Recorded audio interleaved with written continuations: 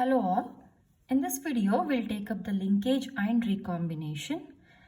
So before moving on to the topic, we'll first see what exactly is this linkage and then the recombination. So linkage, see, let's imagine this is a chromosome and this is a parent chromosome. So which is getting transferred to the offspring. This is the offspring, okay? This is parent and this is offspring.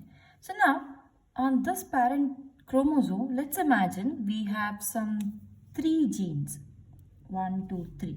So these are the 3 genes. I'll just make it a bit dark. So these are the 3 genes present on the parent chromosome. So now when they are passing from parent to offspring, if all the genes are transferred together, okay, if all the genes are getting transferred together, it means that these genes are very tightly linked and always stay together, hence they are being transferred as it is. I'll explain it, I'll repeat it again.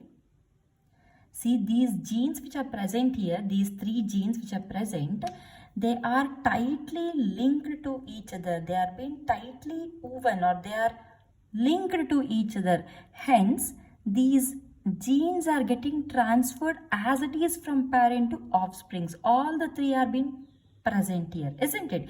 So, this tendency of the genes to getting inherited together as it is from one generation to another generation is called as the linkage. So, it is the tendency of the genes to get inherited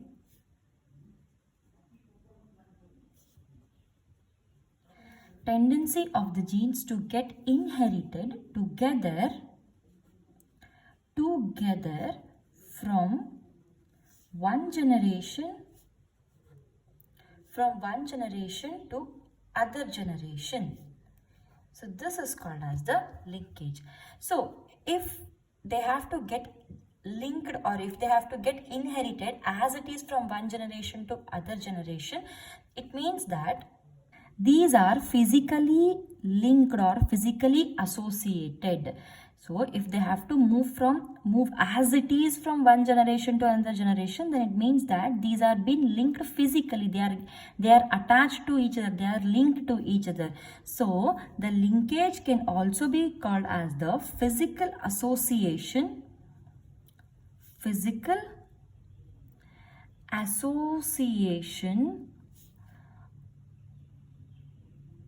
of genes on chromosome can also be called as the linkage. So there are 2 types of linkages actually. In linkage, there are 2 types. So the first type is a complete linkage.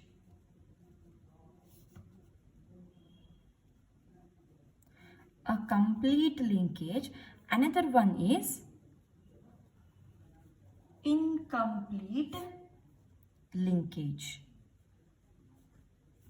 A complete linkage and the incomplete linkage. So what is this complete linkage? So we have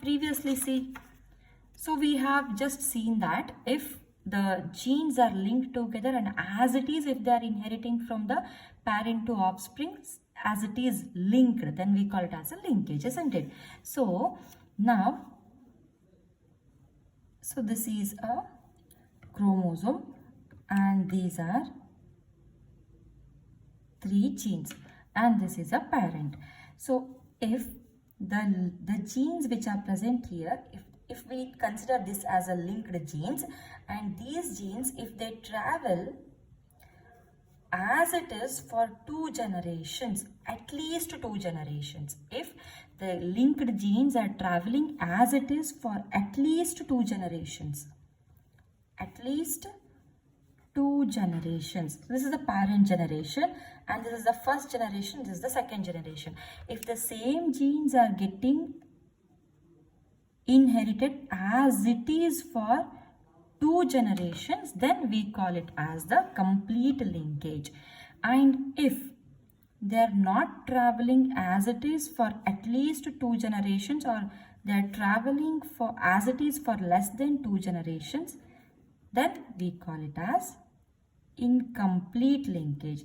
So this is a parent generation, and here only in the F1 we have this combination. When it comes to the F2, in the F2 only 2 genes are inherited and the third gene is gone. Okay, so in the F2 only 2 are there, the third is gone.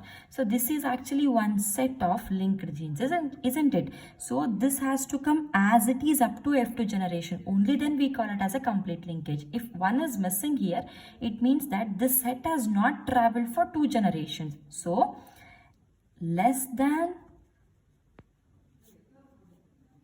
2 generations, it is called as the incomplete linkage. Complete linkage and incomplete linkage. Then what is this recombination? See, recombination is okay. So recombination, in very simple terms, this is suggesting non-parental combinations.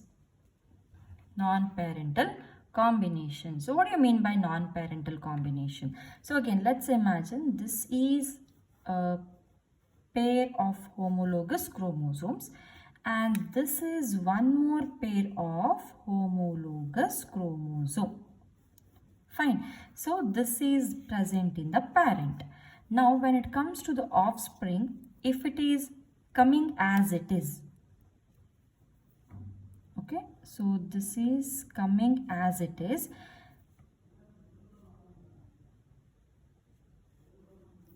okay, so then we call it as the, see, if this is coming as it is, these are called as the linked genes, or the process is called as the linkage.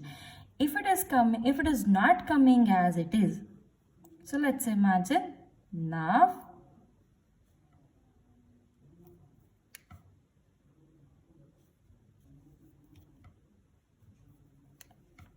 okay, so here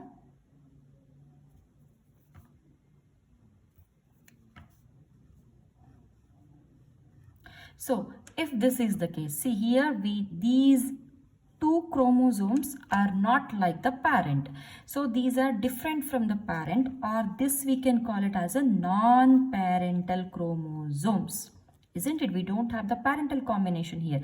So now this set is called as a non-parental combination, whereas this is called as a parental combination. So this non-parental combination is called as the recombination. And if you take up the definition, this is just the exchange of the genetic material between the non-sister chromatids of 2 homologous chromosomes pair.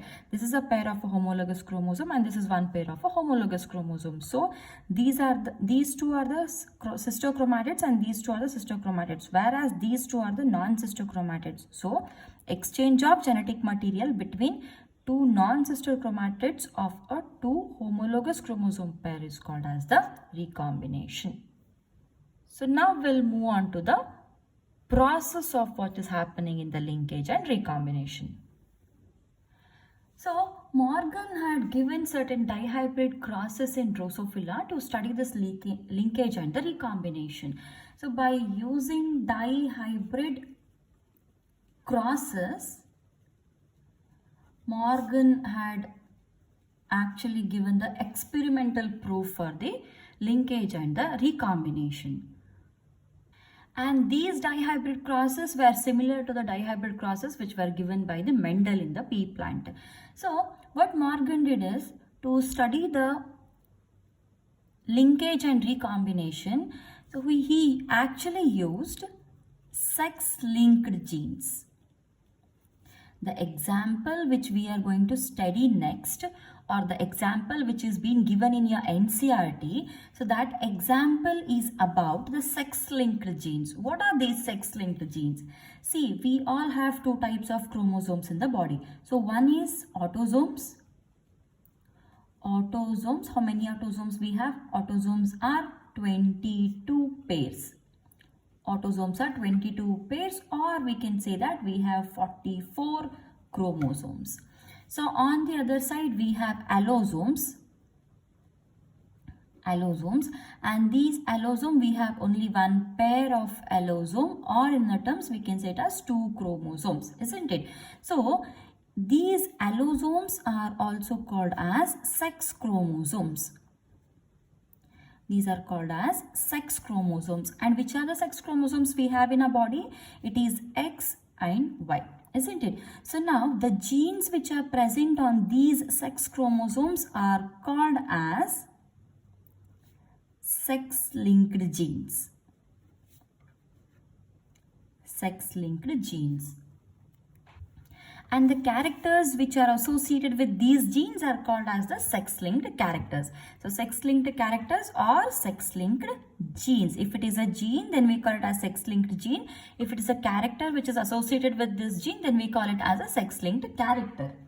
Now, since we have two types of sex chromosome, one is X and one is Y. So if the genes are present on the X chromosome, then we call it as X-linked genes, and if they are present on Y, then we call it as Y-linked genes. And usually the Y-linked genes are called as the Holandric genes. They are called as Holandric genes, and these X-linked genes are called as gynandric genes.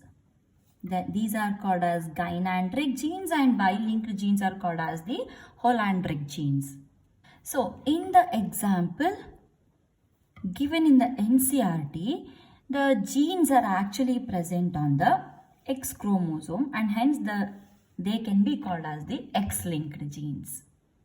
So I'm repeating again. So there is an example which is being given in the NCERT. So that example speaks about the yellow-bodied, white-eyed females which are crossed to the brown-bodied, red-eyed males. So this example is being given in the NCERT, and those genes are actually the X-linked genes because they are present on the X chromosomes.